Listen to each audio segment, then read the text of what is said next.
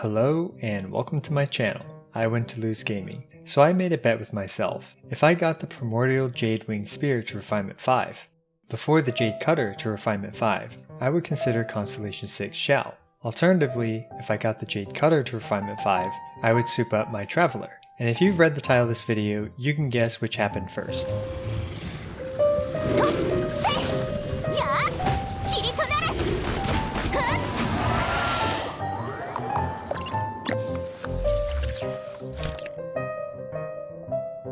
So it may seem absurd to compare two low-tier characters to the current Queen of Genshin Impact, Ganyu, and yes it is. However, I still thought it would be interesting to see how these low-tier characters compared. And to me, it seems interesting to see how much of a difference there is in damage output between well-invested low-tier characters and a well-invested high-tier character.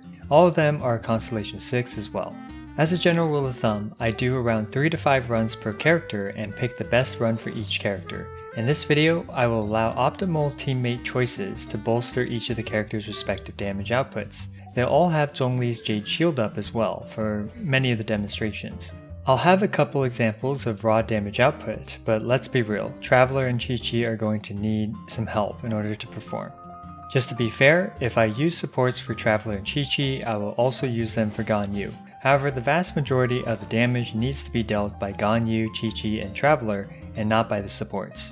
Disclaimer, this is not about how good or bad a character necessarily is. It's completely viable to clear pretty much everything in the game with any of these 3 characters. This is for entertainment purposes only. But before moving on to the showcases, might I ask you to give me a pity subscription? I've spent thousands of resin investing into these low-tiered characters, so you didn't have to. Seeing that subscription count go up by 1 would make me feel a little bit less regret for my poor decision making. Now with all that out of the way, let's start with our favorite volunteers, the Cryo and Pyro Regisvines.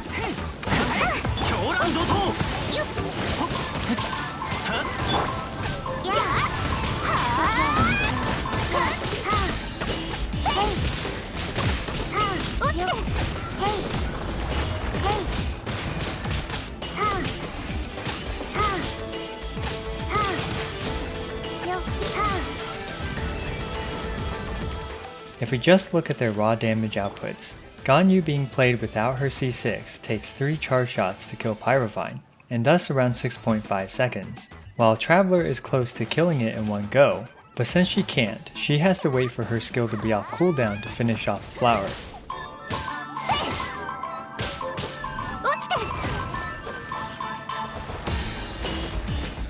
Qiqi is struggling a lot in this fight because, unbeknownst to me until making this video, these flowers have a 30% physical damage resistance after they're knocked down. This is unfortunate for our little zombie friend.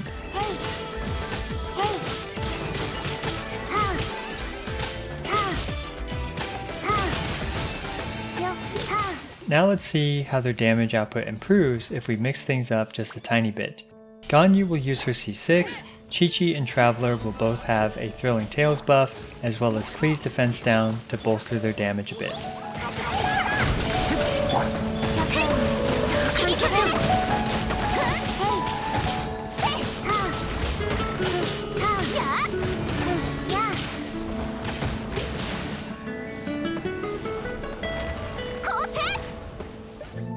Starting with Ganyu, she's able to kill the Pyrovine almost twice as fast with her C6, netting her an impressive 3.35 seconds compared to the last one.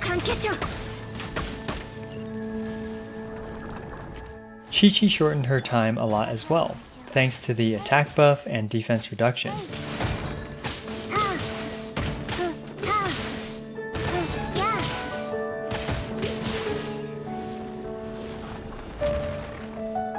However, Traveler didn't really improve here, and that's because unless her damage goes up enough to not need the second skill cast, she's not going to save any time here.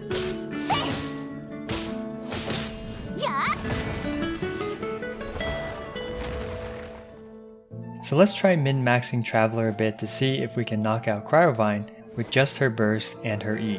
After shuffling some artifacts around, here are my Traveler's stats. Let's try this again.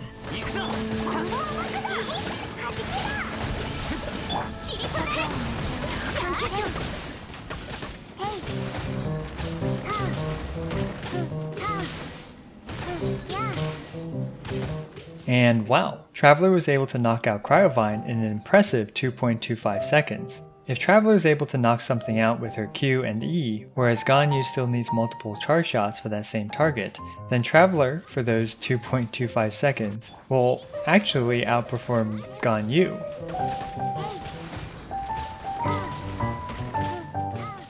Now this comparison becomes even more stark if we have Ganyu not using her C6 tech, where it took 3 charge shots 6.5 seconds to knock out the Pyrovine.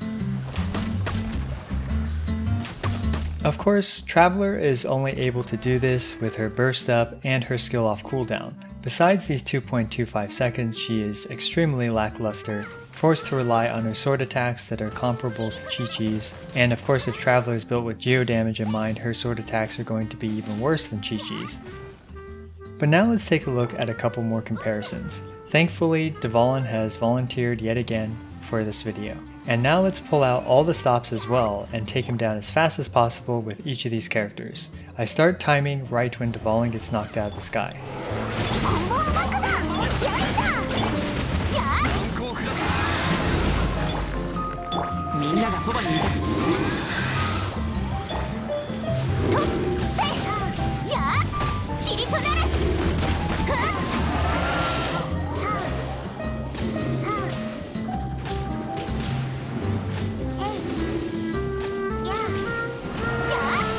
If you've seen my last video, you'll know how much this fight favors Ganyu. Her being able to shoot without climbing up its neck just gives her a ridiculous advantage. Her being able to also one-shot Dvalin makes this fight even more one-sided.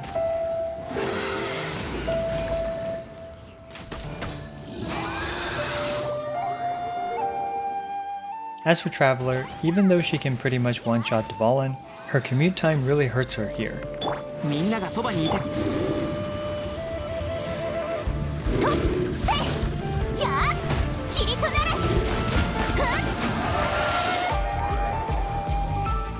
As for Qiqi, well, physical damage Qiqi struggles to actually kill Dvalin in one cycle, but she still manages to pull that off.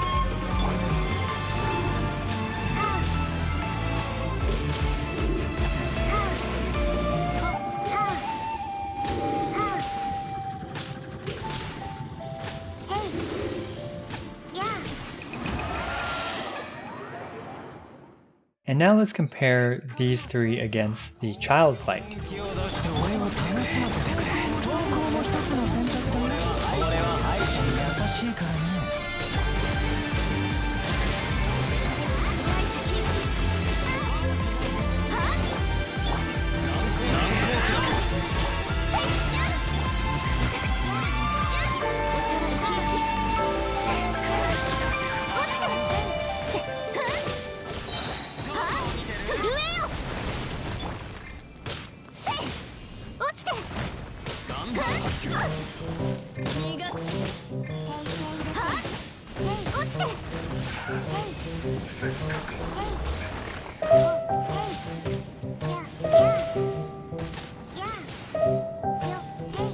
Childe is an interesting fight because it's almost like two 50-meter sprints followed by a 100-meter sprint. Basically, it's a fight where you want to burst down 3 different forms as quickly as possible. As expected, Ganyu's incredible sustained DPS with some burst potential behind her Constellation 6 will be in a league of its own. However, if you guys remember the Diluc times from my previous video, Traveler is actually keeping up with him, with the help of supports though.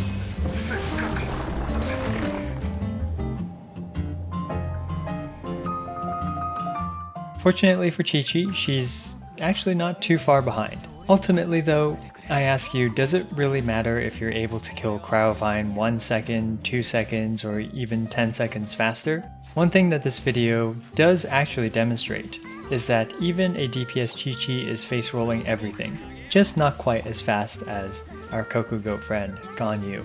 Now I will say that you'll get far more mileage from investing into Ganyu as a DPS compared to Qiqi or even Traveler, but ultimately you should play whomever you like the most. Also, we're basically trying to fit a square peg in a circular hole when it comes to making Qiqi a DPS character because she's obviously meant to be a healer.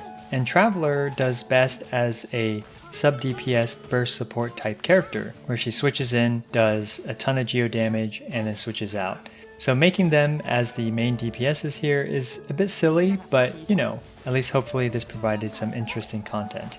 Now, I hope you found this comparison between one of the top DPS characters in the game versus some of the lower tiered characters at the very least entertaining. I was actually impressed with how well Traveler did in a couple of these situations. Also, Qiqi only being roughly twice as bad as one of the best characters in the game in some of these examples is a testament to how any character can be built to succeed in Genshin Impact. As always, thanks for watching. I appreciate every single one of you. This is I Win to Lose, signing out.